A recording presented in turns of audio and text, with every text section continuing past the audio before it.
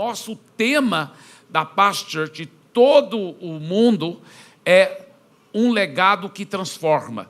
E a nossa série específica para o mês de fevereiro é um legado de compaixão. E um dos versículos chaves dessa série é Mateus 9:36. Ao ver as multidões, Jesus se compadeceu delas, porque estavam aflitas e exaustas, como ovelhas que não têm pastor. Quantas pessoas hoje, de todas as classes sociais, estão nessa situação, sabe? Não tem ninguém cuidando delas espiritualmente. São como ovelhas sem pastor. São pessoas que estão sofrendo, às vezes no casamento, às vezes na criação dos seus filhos, às vezes em outras situações que estão passando uma situação tão angustiosa de solidão, de depressão, e precisando dessa compaixão, da compaixão. Nessa série nós vamos estar falando também dessa compaixão para com os pobres, as viúvas, os órfãos, as pessoas carentes financeiramente. Mas também essa série fala, acima de tudo, dessa compaixão para com as pessoas que ainda não conhecem a Jesus. Agora, hoje eu quero responder essa pergunta: para onde Ele está indo? Essa é a nossa primeira mensagem dessa série. Para onde Ele está indo? Veja esse texto em Mateus capítulo 4, a partir do versículo 18. Andando à beira do mar da Galileia, Jesus viu dois irmãos, Simão, chamado Pedro, e seu irmão André. Eles estavam lançando redes ao mar, pois eram pescadores. E disse Jesus: sigam-me, e eu os farei pescadores de homens. No mesmo instante eles deixaram as suas redes e o seguiram. Isso é impressionante, como Jesus diz para Pedro e o seu irmão André: sigam-me, e eles deixaram tudo e seguiram Jesus. E Jesus fez isso com muitas pessoas quando esteve aqui na terra. Mas você sabe que Jesus ainda está fazendo isso. Ele ainda está dizendo para mim e para você, né? Siga-me, siga-me. Isso é muito, muito importante. A Bíblia fala em Hebreus 13:8 que Jesus Cristo é o mesmo ontem, hoje e será para sempre. Ele ainda tem esse coração de chamar seguidores. E se eu fosse perguntar aqui, muitos diriam: eu já sou um seguidor de Jesus, eu já estou seguindo Jesus. E isso é maravilhoso, isso é lindo. Mas você já parou para perguntar, né, se eu estou seguindo Jesus, ou se Ele está me convidando para segui-lo, para onde Ele está indo? Antes de você realmente se comprometer em seguir Jesus, é muito importante você saber, já que você vai segui-lo para onde? Para onde Ele está indo? Para onde você vai seguir Jesus? Não é mesmo? É óbvio, mas muitos nunca refletiram profundamente nisso. Querem ser seguidor de Jesus, mas não pensaram na pergunta mais óbvia que teria que ser feita. Tá, eu quero me comprometer, mas é para onde que Ele está indo? Então, para eu ser um seguidor de Jesus, eu tenho que ter o mesmo compromisso para ir para onde Ele está indo. Para onde Ele está indo. Eu lembro quando o primeiro dia que eu vi a Andréa, que hoje é minha querida esposa, eu era um pastor solteiro lá em Santarém, e eu vi aquela gatinha tão linda, e eu, oh Jesus, me segura, me ajuda, Senhor, né? Mas eu não a pedi em casamento naquele primeiro dia, obviamente que não, eu não a conhecia. Eu sabia que ela era bonita por fora, mas não sabia se ela era bonita por dentro. E nem sabia se ela estava indo para o mesmo lugar que eu estava indo, se ela tinha os mesmos valores que eu tinha, e que se ela realmente tinha o mesmo destino, o mesmo chamado de Deus que eu tinha. Então, é óbvio que eu falei, eu pensei comigo mesmo, tem que conhecê-la, né? Então, lá na igreja a gente foi se conhecendo, e eu convidei ela para a gente jogar tênis juntos, né? E tal, e o pai dela era muito contra evangélicos e tudo, e um dia, por acidente quase, ele ouviu o meu programa de rádio, e ficou muito impactado. Aí era um programa diário, aí ele começou a ouvir todo dia meu programa de rádio, e ele disse para ela como ele estava gostando tanto. Ela falou para mim: meu pai está virando seu fã.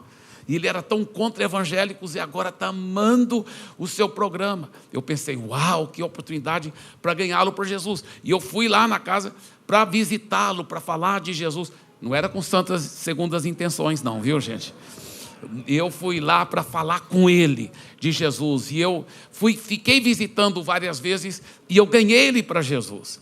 Mas na medida que eu chegava lá, sentava com ele e a esposa dele, e aí a Andréia vinha, servia um café, servia uma sobremesa, e eu, uau, que sobremesa deliciosa. Aí os pais dela falavam, foi ela que fez. Eu pensei, uau, além de linda, ela também cozinha muito bem, né? Mas, na medida que eu fiquei conhecendo a Andréia, jogando tênis, e lá na igreja, eu vi que ela era muito apaixonada por Jesus. Ela amava Jesus, mas eu não sabia até que nível era aquele compromisso. E um dia, depois que o pai dela entregou a vida para Jesus, eu estava lá também, dando outra visita, consolidando mais, conversando, e ele falou, eu estou tão feliz, tão feliz. Eu falei, como assim? Ele falou, a Andréia falou para mim que o chamado dela é para ser missionária, que ela quer ser missionária, é a vocação da vida dela. Aí eu pensei, é bonita, cozinha bem, e está indo para a mesma direção que eu estou indo. Não joga tênis tão bem, mas não tem problema. Ela está indo na mesma direção que eu estou indo, e isso que é o mais importante. Ela quer ser missionária igual eu. Glória a Deus. Aí eu comecei a pensar mais a sério. Talvez é a Andréia que Deus está escolhendo para mim. Sabe, assim também, você só deve se comprometer 100% para Jesus, uma vez que você sabe para onde Ele está indo. E para onde Ele está indo? Interessante que tem um capítulo na Bíblia que conta 3 parábolas e todas as 3 parábolas respondem essa uma pergunta: para onde ele está indo? Uma parábola é uma coisa interessante, porque uma parábola é uma história que Jesus inventava para ensinar uma verdade central. Muita gente, por não entender esse princípio hermenêutico, eles tentam interpretar a parábola extraindo de lá várias verdades. E normalmente não é assim. A parábola é para ensinar, cada parábola é para ensinar uma verdade central. E Jesus contava muitas parábolas, Mateus, Marcos, Lucas, João. E nessas parábolas, ele contava assim a parábola, a história que ele inventava para ensinar uma verdade central. Depois ele contava uma outra parábola para ensinar uma outra verdade central. Em raras ocasiões, muito poucas ocasiões, ele contava 2 parábolas, uma após a outra, todas 2 para ensinar uma só verdade central. É muito raro que ele fez isso, principalmente foi no livro de Mateus. Mas em somente uma ocasião, em toda a Bíblia, ele conta 3 parábolas, uma após a outra, todas 3 para ensinar a mesma verdade central. Só uma vez que ele fez isso em toda a Bíblia, e foi justamente para responder essa pergunta: para onde ele está indo? Em Lucas capítulo 15, vamos ler lá a palavra de Deus. Ele diz a partir do versículo 4, se algum de vocês tem 100 ovelhas, né, a parábola da ovelha perdida, e perde uma, por acaso não vai procurá-la? Assim deixa no campo as outras 99 e vai procurar a ovelha perdida até achá-la. Quando a encontra, fica muito contente e volta com ela nos ombros. Chegando à sua casa, chama os amigos e vizinhos e diz: alegrem-se comigo, porque achei a minha ovelha perdida. Pois eu lhes digo que assim também vai haver mais alegria no céu por um pecador que se arrepende dos seus pecados do que por 99 pessoas boas que não precisam se arrepender. E Jesus continua agora contando a segunda parábola, que é a parábola da moeda perdida. Ele fala: se uma mulher que tem 10 moedas de prata perdeu uma, vai procurá-la, não é? Ela acende uma lamparina, varre a casa e procura com muito cuidado até achá-la, e quando a encontra, convida as amigas e vizinhas e diz: alegrem-se comigo, porque achei a minha moeda perdida. Pois eu digo a vocês, que assim também os anjos de Deus se alegrarão por causa de um pecador que se arrepende dos seus pecados. Naquela época, as mulheres usavam um enfeite muito bonito, as mulheres que tinham mais condições na cabeça, que era um enfeite muito lindo, e se compunha 10 moedas de prata, cada moeda muito valiosa.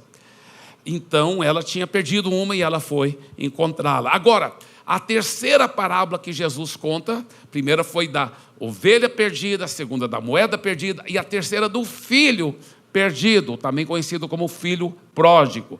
E a história basicamente assim: o pai era um pai muito rico, um fazendeiro, e o filho mais jovem, ele pediu a herança antecipada, não esperou nem o pai morrer.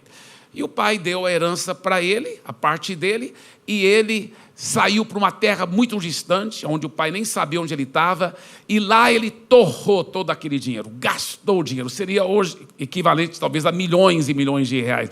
Gastou em festas, em tudo, gastou em prostitutas, e depois de gastar todo o dinheiro, o que acontece? Aquela terra passa uma fome enorme, e ele começa a passar necessidade e passar fome, e aí ele lembrou da casa do pai, e ele falou: na casa do meu pai, até os escravos têm comida em abundância. Ele pensou: eu vou voltar lá, e eu vou dizer para o meu pai: pai, eu pequei contra Deus e eu pequei contra o Senhor, eu não sou mais digno de ser chamado seu filho, mas me receba, por favor, só como um servo aqui na sua casa. E quando ele vinha de longe, tudo indica que só tinha uma estrada para chegar naquela fazenda, e o pai sempre ia lá, olhando com aquela fé: meu filho um dia ainda vai voltar. E foi o que aconteceu. O pai viu ele de longe, os outros talvez não teriam reconhecido, porque parecia um mendigo, mas o pai reconheceu, foi correndo e abraçou. E o filho começou com seu discurso: pai, não sou digno, e tal, pequei contra o Senhor, não sou digno de ser chamado seu filho. O pai falou: o que é isso? Você é meu filho. E mandou os servos trazer uma roupa muito bonita, colocar uma roupa bonita, uma sandália linda, um anel no dedo. O pai promoveu uma grande festa para dar as boas-vindas de volta para o filho, e estava na festa quando o pai soube que o irmão mais velho não quis nem entrar na festa. E o pai foi lá fora para perguntar para o irmão mais velho: por que você não quer entrar na festa? Ele falou: olha, ele nem chamou de irmão dele, esse seu filho, ele pega o dinheiro e vai, gasta, torra tudo em prostitutas, e eu sou fiel aqui todos esses anos ao Senhor, e o Senhor faz uma grande festa para ele, e o Senhor nunca promoveu nenhuma festa para mim. Ele falou: meu filho, olha essa fazenda, olha tudo que tem nessa fazenda, tudo pertence a você, rapaz, tudo é seu, você é o único herdeiro de tudo isso aqui. Tudo já é seu, você pode fazer festa todo dia se você quiser, meu filho, tudo é seu. Agora, meu filho, esse seu irmão estava perdido, e ele foi achado. É necessário a gente fazer festa para recebê-lo. Agora, em todas as 3 parábolas, nós podemos ver alguns detalhes aqui. Nós podemos ver um que representa Deus, em todas as 3 histórias. Nós vemos também sempre que tem algo que está no lugar errado, e também tem algo que está no lugar certo. Então vamos recordar aqui, vocês podem me ajudar, respondem por favor, tá bem? Então, na primeira parábola da ovelha perdida, quem que representa Deus lá? O bom pastor, o pastor das ovelhas, não é mesmo? Ele representa Deus. E o que estava no lugar errado? Uma ovelha perdida, tá certo? E o que estava no lugar certo? As outras 99 ovelhas, tá certo? Muito bem. Na segunda parábola, quem que representa Deus? A mulher. Isso mesmo, muito bem, parabéns. E o que estava no lugar errado? Aquela uma moeda perdida que ela procurou. E o que estava no lugar certo? As outras 9 moedas. E na terceira parábola, quem que representa Deus? O pai, o fazendeiro. E quem que estava no lugar errado? O filho mais jovem. E quem que estava no lugar certo? O filho mais... Ele estava fisicamente com o pai, por isso que ele estava no lugar certo. Mas a atitude dele não estava no lugar certo, né? Mas ele estava, pelo menos fisicamente, junto com o pai, no lugar certo. Muito bem. Agora, vamos só pensar mais profundamente como cada uma dessas 3 histórias estão respondendo uma só pergunta: para onde Jesus está indo?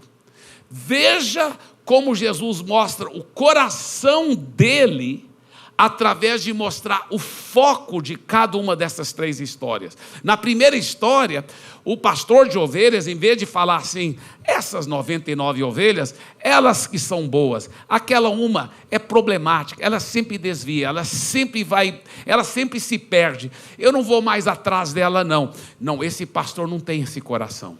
Ele está muito feliz com as 99, mas o coração dele está sangrando por aquela uma ovelha perdida. Então você vê o foco do coração do bom pastor, é que ele vai atrás daquela uma ovelha. Ele quer alcançar aquela uma ovelha, ele quer alcançar aquela ovelha perdida. Também na segunda história, nós vemos a mulher, ela deve ter pensado assim: peraí, esse meu enfeite com as 10 moedas estava aqui na minha casa, eu não saí com ela, e agora está faltando uma moeda, e daquela moeda tem que estar aqui dentro, em algum lugar. Ela tranca a porta, não tem lanterna naquela época, né? Mas ela liga a lamparina, ela varre a casa, ela falou: eu vou encontrar. Ela está determinada, nada vai impedi-la de achar aquela moeda perdida. Nós vemos então uma mulher que tem um foco que representa o coração de Jesus, a determinação de alcançar o perdido, Então nós vemos a mulher indo atrás daquela uma moeda perdida, demonstrando o coração de Jesus também, de querer ir atrás, determinado de encontrar o perdido. E na última parábola, a parábola do filho pródigo, nós vemos um pai que ele realmente tinha muita fé, que o filho ia voltar, dia após dia, fica olhando, fica crendo, fica indo lá para olhar na estrada, fica indo, e crendo, por quê? Porque o coração do pai estava sangrando. Meu filho está perdido, meu filho está distante, meu filho está totalmente perdido na vida, mas eu creio que ele vai voltar, eu estou procurando e olhando todos os dias. Então o foco do coração do pai mostra o foco do coração de Jesus, que é para ir atrás do filho perdido. Agora, escuta bem, isso aqui é muito profundo. Se você já entregou sua vida a Jesus totalmente, aonde você está aqui? Você está no lugar certo, você está aqui no lugar certo. Você está aqui, e Jesus está aqui, porque Ele é o próprio Deus, e Ele tem esse coração. Para onde Jesus está indo? A Bíblia mesmo diz, Lucas 19:10, o Filho do Homem veio para buscar e salvar o que se havia perdido. Esse é o coração dele, é para lá que ele está indo.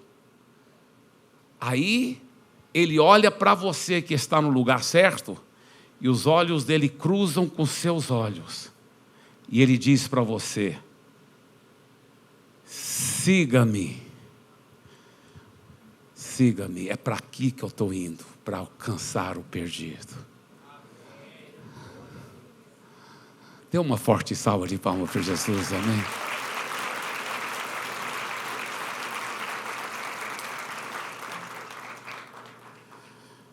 Eu nunca vou esquecer, eu tenho visto isso acontecer vez após vez. Eu tive o privilégio de pastorear em Santarém, depois em Fortaleza, aqui em São Paulo, todas as 3 igrejas.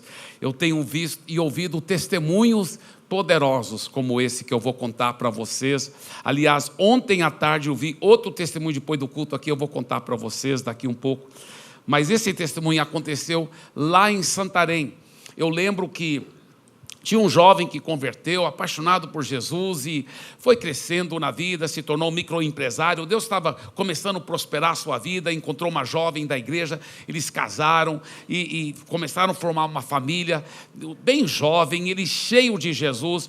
Deus estava prosperando as empresas dele, e ele, na sua moto, um domingo de manhã, andando de moto lá na cidade, algo chamou a atenção, ao ponto que ele parou a moto e ficou olhando, porque era um homem que estava deitado lá, metade na calçada, metade no asfalto, lá na sarjeta, E o pior que tinha um esgoto, né, um esgoto lá, horrível assim, a lama de esgoto escorrendo lá, pegando no cara, aquela sujeira, que é mal cheirosa. E as pessoas, tinham uma igreja não muito longe, tinha muita gente indo para a igreja, e as pessoas faziam assim, e algumas pegavam aqui a beirinha da calçada, outros entravam no asfalto, e outros até passavam por cima dele desse jeito. E o Rony ficou olhando e vendo aquela cena em cima da moto dele, finalmente não aguentou. Ele estacionou a moto, parou um táxi e falou para o taxista: me ajuda a colocar esse homem aqui no banco de trás. O homem estava dormindo ainda, né? Tudo indica que tinha bebido a noite toda e estava lá dormindo. Então, aí o taxista viu sujo com a lama do esgoto e falou: não, vai sujar, vai sujar muito o meu carro. O Rony falou: não, eu pago mais, mas você vai ter que pagar lá. Eu pago tudo, mas eu pago mais, mas leva o homem. Tudo bem. Aí colocaram o homem lá, dormindo ainda. Aí o Rony falou assim para o taxista: pode ir me seguindo. Aí o homem estava dormindo. De repente o homem acorda dentro do táxi. Né? E aí ele bate no ombro do taxista: ei, para onde você está me levando? Ele falou: eu não sei. Ele falou: como que não sabe? Ele falou: não, estou seguindo aquele cara na moto. Ele falou para seguir ele. Ele olhou e falou: e quem é aquele cara? Também não sei. E o Rony para na frente da casa dele, paga o taxista, pega o homem, leva o homem para dentro da casa. E o Rony pega uma roupa muito boa e fala assim: estou te dando essa roupa de presente. Pega uma toalha muito linda, fala assim: olha, entra no banheiro aí, toma um banho aí no chuveiro, coloca essa roupa. Quando o homem saiu, a mesa já estava com um almoço delicioso pronto. E enquanto eles almoçavam, o Rony, que agora já era um líder de life group também, o que ele estava fazendo? Seguindo Jesus, indo atrás, com um coração de compaixão. É esse legado de compaixão, de ir atrás dos perdidos. E começou a falar para aquele homem durante o almoço sobre Jesus. Pastor, como que você sabe dessa história? O Rony que te contou? Não, depois ele confirmou, mas não foi ele inicialmente que me contou essa história. Eu fiquei sabendo dessa história, sabe como? Eu gosto de fazer supervisão dos life groups. Nessa altura do campeonato, em Santarém, talvez nós já tínhamos perto de 1000 life groups. Então eu visito os life groups de surpresa. Eu pego o pastor de rede e falo assim: me mostra aí os nomes dos life groups debaixo da sua cobertura. Aí eu mesmo falo assim: vamos visitar esse. Eu gosto de pegar de surpresa. Por quê? Porque eu gosto de ver como o life group está funcionando, como os membros estão sendo bem cuidados, pastoreados. Eu gosto de ver o líder que está cuidando daqueles membros. Eu gosto, às vezes, depois eu dou dicas e eu aprendo e eu cresço e eu posso ajudar os líderes em como melhor cuidar e pastorear. Então eu amo supervisionar life groups, eu amo pegar de surpresa. Aliás, depois que a igreja estava bem grande, né, claro que não dá para visitar todos os life groups, então ninguém nunca sabe qual life group que eu vou visitar. E um dia eu fui fazer uma supervisão no life group, até a casa de um sargento. Quando a esposa dele, né, eram irmãos da igreja, quando ela me viu, ela pensou assim: é o pastor da igreja. Ela desmaiou. Você acredita? Aí foi para acertar, porque ninguém sabia por que ela tinha desmaiado. Aí o marido dela foi levando ela no carro dele para o hospital, eu fui no meu carro atrás. Depois nós só descobrimos: não, ela só desmaiou porque ela estava muito emocionada mesmo. Mas um dia, lá em Santarém, eu pego o pastor de rede, eu falo assim: vamos visitar os life groups. Aí eu falei: visita esse aqui, esse. Eu mesmo que escolhi. Um desses life groups, nós chegamos, uma casa muito bonita, e aí o pastor de rede falou assim: olha, o líder desse life group, ele também é o dono da casa. Ele e a família moram aí, ele também lidera o life group na própria casa dele. Eu falei: legal. Quando nós entramos, porque a gente estava visitando muitos life groups, a reunião já tinha começado, eles estavam no louvor e adoração. Aí eu vi uma cena tão linda, que eu nunca vou esquecer. Estava aquela roda grande de pessoas, todas adorando, louvando, cantando, e estava o dono da casa, ele e a esposa, e os 3 filhinhos, né? Eles eram bem jovens, e os 3 filhinhos, e todos adorando ao Senhor. E eu fiquei olhando, pensei, uau, que família fenomenal. Então, quando terminou o louvor, eu falei, olha, eu não gosto de interromper o Life Group, mas eu estou muito curioso. Eu queria ouvir a sua história. Me conta a sua história. Me conta como você e a sua família entregaram a vida para Jesus. Como foi para vocês estarem na Paz Church. Eu queria saber a sua história. Aí ele me contou a história. Ele que era o homem na sarjeta. Ele que era aquele homem. E agora ele, transformado por Jesus, estava seguindo Jesus, liderando o Life Group e alcançando mais pessoas para Jesus. Não é lindo isso? Aleluia.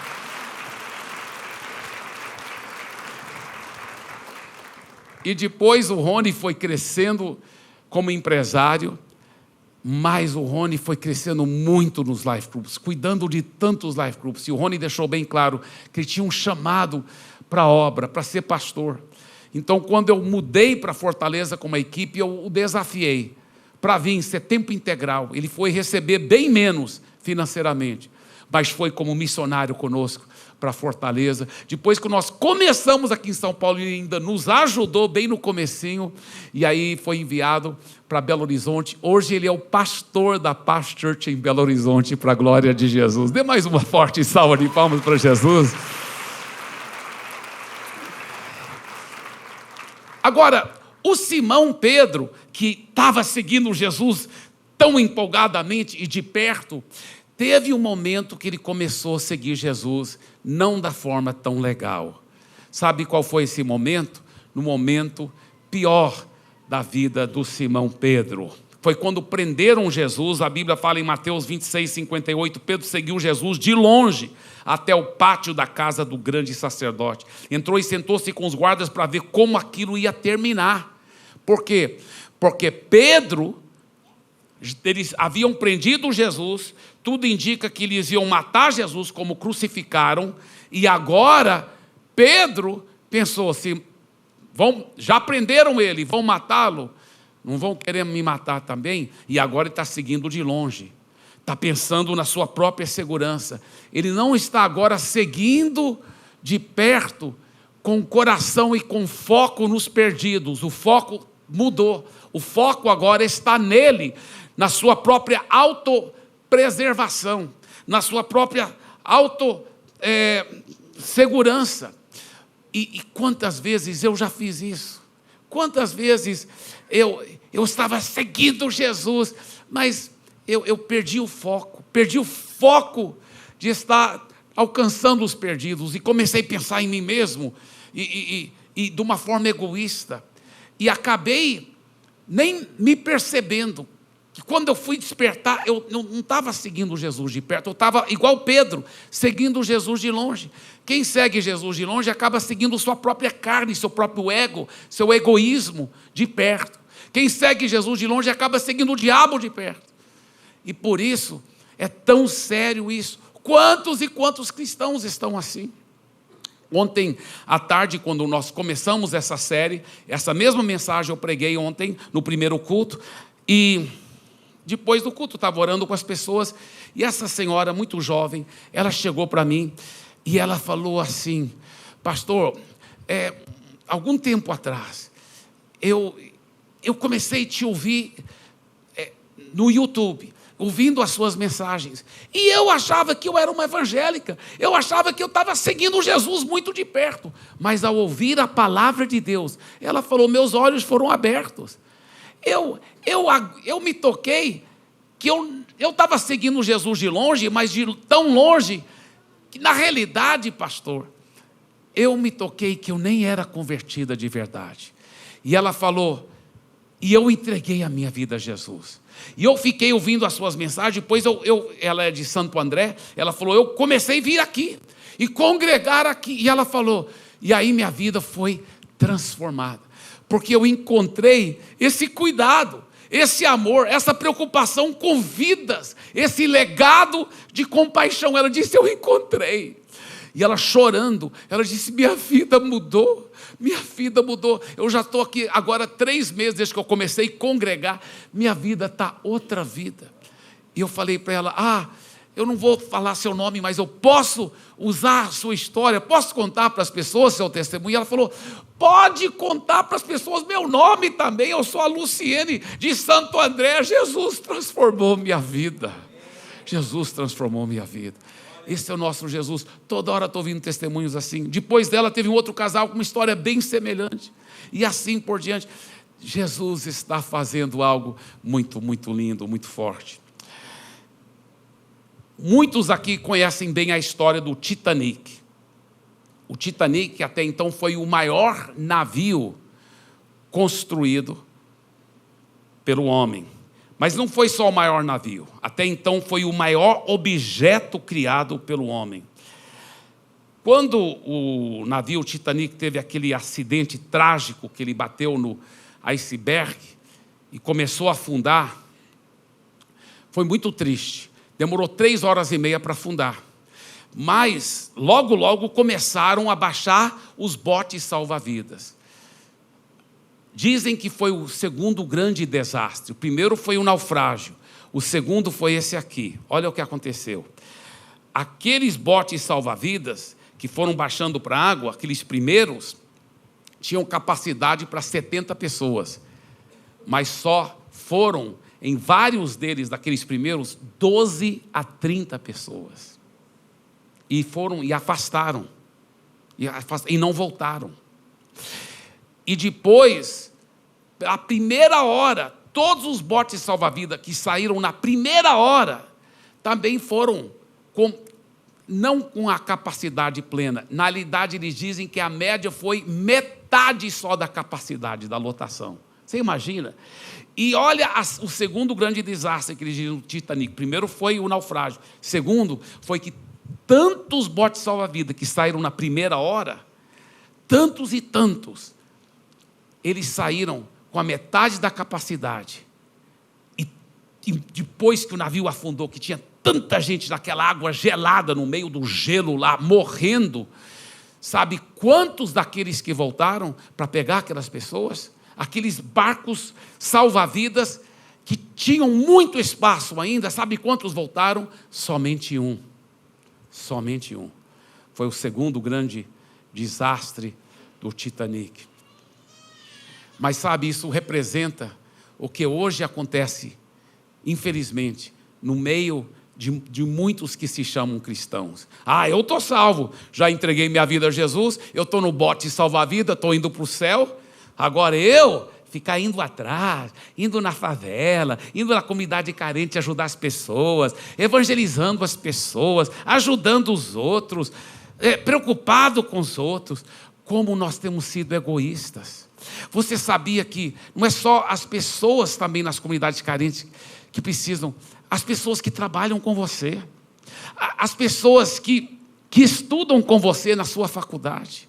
Às vezes a pessoa está bem ao seu lado, parece tão inteligente, tão autoconfiante, você não sabe como aquela pessoa vive numa solidão, numa depressão. Às vezes é no seu condomínio onde você mora, condomínio de alto nível, e tem aquele empresário que você pensa, não, ele é muito rico, ele nem quer saber de Jesus. Você nem imagina como ele quer saber.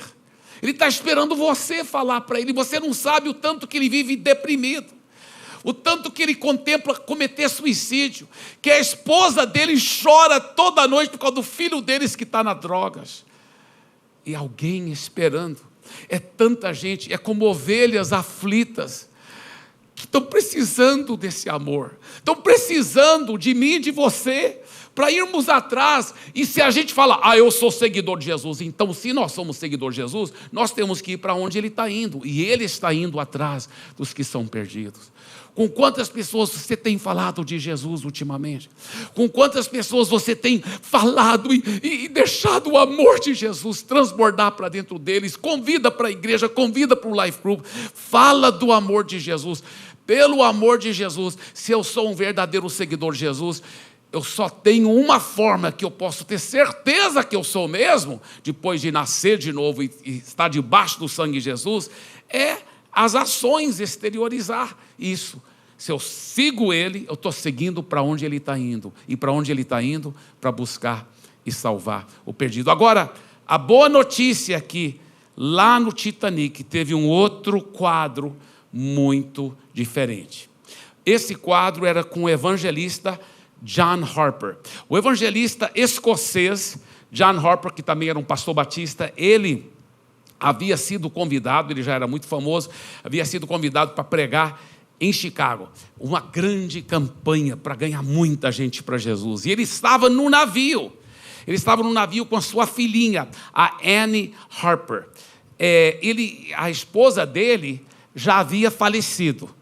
Então, é só ele e a filhinha que estava no navio, a Annie Harper, Annie Jessie Harper.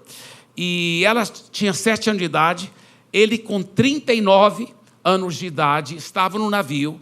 E quando o navio teve o acidente, ele já se tocou, ele viu o que ia acontecer, ele pegou a filhinha, correu para o bote salva-vida, e as testemunhas dizem que ele garantiu que alguém ia cuidar bem dela, ele abraçou ela, ele beijou ela na testa, e ele disse: papai não pode ir agora com você, mas no futuro eu te vejo. E beijou ela. E depois eles pegaram os registros de todo mundo que estava nos botes salva-vida. O nome dela, Annie Jessie Harper, estava no primeiro bote salva-vida que saiu. E ele, o que ele fez? Ele voltou e para as próximas 3 horas ficou ajudando.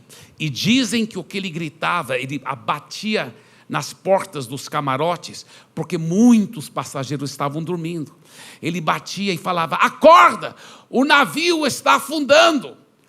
Mulheres, crianças e todas as pessoas que ainda não entregaram a vida para Jesus, vai logo para os botes salva-vidas. Por que ele falava? Além das mulheres e crianças, todas as pessoas que ainda não entregaram a vida a Jesus. Porque ele sabia que não adianta eu salvar alguém agora, eu ajudar alguém com dinheiro, com comida, com roupa, se aquela pessoa for eternamente perdida. Então ele preocupava: se essas pessoas não entregaram a vida para Jesus, elas não podem morrer, elas têm que ser salvas. Então ele batia em todas as portas e gritava. As testemunhas, isso aqui é registrado, isso é documentado. Ele ficava gritando: mulheres, crianças e todas as pessoas que ainda não entregaram a vida para Jesus, vão para os botes salva-vidas. E ele ficou trabalhando 3 horas ajudando a levar as pessoas para os botes salva-vidas. Aí o navio afundou e, claro, não tinha mais nenhum bote para ele. E ele estava lá no meio da água, segurando nos destroços daquela água gelada. Mas antes dele morrer, isso também é documentado, que agora ele estava gritando outra coisa. Ele ficava gritando: creia no Senhor Jesus e será salvo. Arrependa dos seus pecados, entregue a sua vida a Jesus. Qual era o coração dele? Salvar as pessoas, que elas possam. A Bíblia fala: mais alegria tem no céu quando um pecador se arrepende. Quando um pecador se arrepende dos seus pecados. Ele ficava gritando assim. Bem, 1 ano depois, tiveram um encontro dos sobreviventes do Titanic. Nesse encontro dos sobreviventes, olha o que aconteceu. O primeiro para dar o seu depoimento era um jovem rapaz pelo nome de William John Maylers. E o William John Maylers, ele começou seu depoimento dizendo assim: 1 ano atrás eu estava no Titanic, eu tinha 19 anos de idade. E claro, os botes salva-vidas eram para as mulheres, as crianças e os idosos. E eu, com 19 anos de idade, obviamente, não tinha bote salva-vida para mim. Eu estava na água, gelada, segurando um destroço, com aquelas ondas, com a correnteza. E ele falou: eu estava com muito medo, porque eu sabia que eu ia morrer.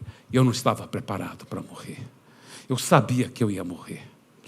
Ele disse: enquanto eu estava lá segurando um destroço, de repente um homem, por causa das correntezas e das ondas, um homem foi jogado para perto de mim, e eu fui jogado para perto dele.